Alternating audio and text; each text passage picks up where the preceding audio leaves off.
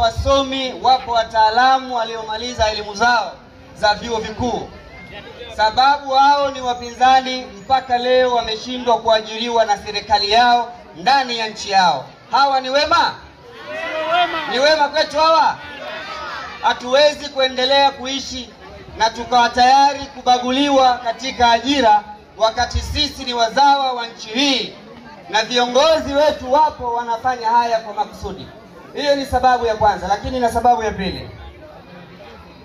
Sababu ya pili, Zanzibar imekosa maamuzi yake ya kujiamulia katika mambo yake wenyewe. Jana nimeona taarifa moja, rais wa Zanzibar ameshiriki kikao cha baraza la mawaziri kule Jamhuri ya Muungano wa Tanzania. Nimeshangaa sana kumuona rais ni mjumbe wa baraza la mawaziri katika serikali ya Jamhuri ya Muungano wa Tanzania. Iko wapi nafasi ya rais wa Zanzibar? Iko wapi nafasi ya rais wa Zanzibar? Hatuko tayari tena kuendelea kuiachia CCM madaraka ili hali rais wa nchi hii hana maamuzi hata akivuka bahari akienda Tanzania bara. Hatuko tayari kwa hilo. Nina sababu ya tatu. Sababu ya tatu kwa nini tuiondoe CCM Zanzibar. Tupo tayari kuiondoa CCM Zanzibar kwa sababu ya uchumi mbovu na maisha magumu ya umasikini waliotusababishia hawa watu. Leo tunashindwa na visiwa vidogo. Mwenyekiti wetu wa chama mara nyingi akisimama anasema kuna visiwa vipo katika bahari ya Hindi kama sisi tulivyo Zanzibar. Kuna visiwa vinaitwa Mauritius. Kuna visiwa vinaitwa Ushelisheli au Seychelles. Ushelisheli ni muungano wa visiwa vipatavyo 150 au zaidi ya 150. Idadi yake ya watu ni 1,500,000. Lakini maisha ya watu wa Ushelisheli ni mazuri na ya kupigiwa mfano. Kwa nini sisi Zanzibar tusiwe kama Ushelisheli?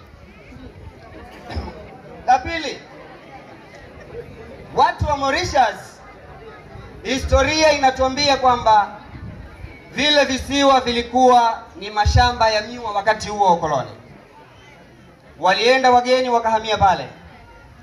Baadaye visiwa vile vikaleta mafanikio makubwa sana katika uchumi. Leo Mauritius imetuacha kwa spidi ya 5G. Hatuwezi kuifikia hata robo. Kwa nini wao na kwa nini sisi tukashindwa? Yote ni kwa sababu ya misingi mibovu iliyowekwa na serikali ya CCM iliyoko madarakani. Lakini vile vile juzi nimewahi kusikia katika baraza la wawakilishi kuna kada mmoja wa CCM amediriki kusimama na kusema kwamba amependekeza gari zote zitakazokuwa zinatoka shamba kuingia Unguja mjini pale, zile gari ziwe zinatozwa kodi. Hivi Mzanzibari gani ambaye ametoka na masusu yake ya maembe shamba anakuja kuuza kutafuta riziki mjini, leo aanze kulipa ushuru wa maembe ambayo wameyabeba, lakini kwa gari ambayo inaingia mjini? Maisha haya ambayo tunaishi, maisha magumu ya dhiki, wanatutengenezea mazingira ya kodi zisizo rafiki, kodi ambazo sisi hazitustahiki, kodi ambazo Wazanzibari hawaziwezi. Hatuko tayari tena kuiacha CCM Oktoba 2025 na tutafanya maamuzi tukijaliwa. Swala la tatu ambalo hili nataka niwaeleze kama ni ajenda yao, kama ni kampeni yao CCM kwa sasa. Wana kauli yao, wanasema Oktoba tunatiki. Nadhani mshaisikia. Ni kampeni ambayo ni maarufu sana kwenye mitandao kwa sasa. Sisi tunakubali kwamba Oktoba tunatiki na sisi tunaambia Oktoba tunatiki. Hatuna wasiwasi na hilo. Lakini Oktoba tunatiki, kampeni yetu kama ACT Wazalendo, piga kura, linda kura, dhibiti uhuni. Naomba turejee kwa pamoja. Piga kura, linda kura, dhibiti mara zote hawa wanatufanyia uhuni.